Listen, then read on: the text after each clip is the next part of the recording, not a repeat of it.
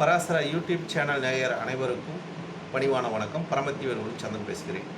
இன்றைய ஒரு ஜோதிட ரீதியான ஒரு சிறிய ஒரு கருத்து, ஏன்னா இந்த சிறிய கருத்தாக இருந்தாலும் வாழ்க்கைக்கு இது ஒரு பெரிய உதாரணமாக இருக்கும், உண்மையாகவும் இருக்கும் என்பதற்காக அனுபவ ரீதியான ஜோதிட கருத்து.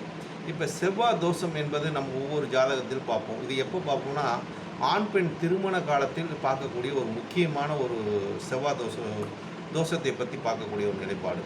இது தோஷம் நமக்கு தோஷமா சந்தோஷமா என்பதை நிலைப்பாட்டை நம்ம எப்படி உணர்ந்து கொள்ள முடியும் என்பதற்கு நம்ம லக்கணத்திலேருந்து ஒவ்வொரு ராசி கட்டத்திலேருந்து லக்கணத்திலேருந்து அவங்களுக்கு செவ்வாய் 2ல் இருந்தால் தோஷம், 4ல் இருந்தால் தோஷம், 7ல் இருந்தால் தோஷம், 8ல் இருந்தால் தோஷம், 12ல் இருந்தால் தோஷம், இந்த 5 பாவத்திலும் இருந்தால் தோஷம்.